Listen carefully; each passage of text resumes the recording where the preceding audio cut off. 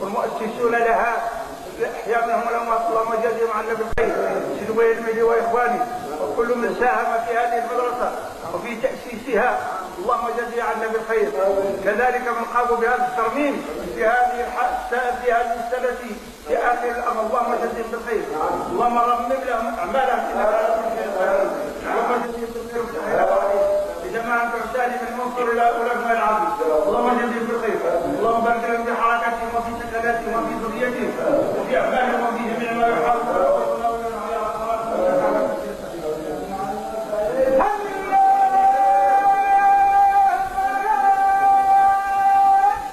الحاضرين هنا والذين في مكان غير هنا اللهم افتح علينا حواليهم واجعل بركة الشيخ معنا ومعهم.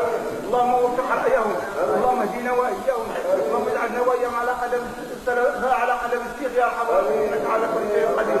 الطلبه المعمرين للمدرسه يا رب احنا عليكم اخواننا من الشيخ الحاضر والغايب منهم جميع المسلمين في مشارق الارض ومغاربها واللي عندهم رغبه في هذا المكان واللي حاج فيهم اقدار ولم يحضروا معنا اللهم حقق مرادنا ومرادهم يا رب. المريض منا اللهم اشفيه والغايب اللهم اجمعه والحاضر الله يفتح لنا يا ارحم الراحمين انك على كل شيء قدير.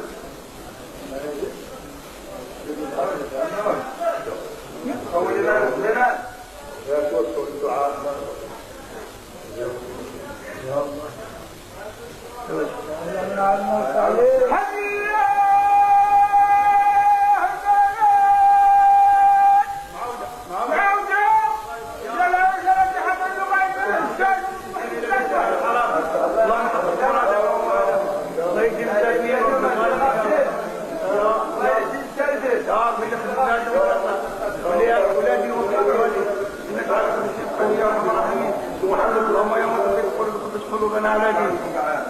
جميع الاخوان الذين ساهموا والذين اعانوا بهذه المدرسه.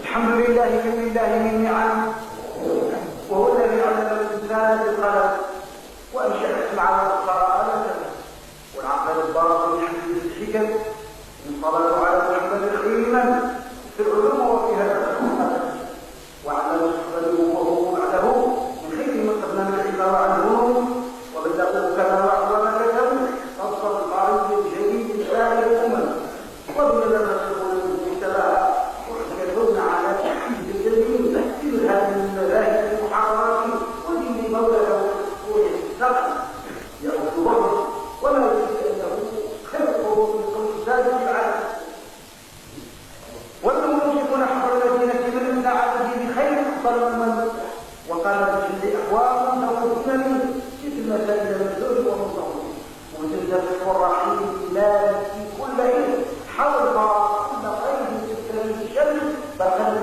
لا يقول لا غيره لا ضرر مثل بعض المسلمين وجعلوا الانسان محمد لا شريك له لا شريك له ولا اخر مثل الايه الى الضرر الهي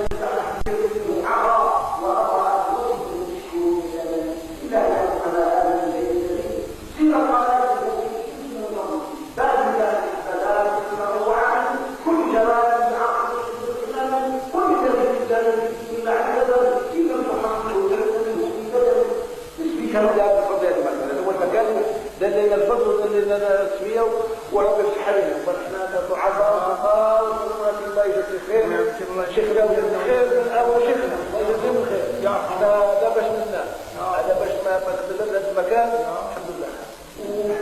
وواحد السيد قبل ما جينا يقول الشبكه بتاعت العلوشيه قبل ما عرفت العلوشيه قالوا والحمد لله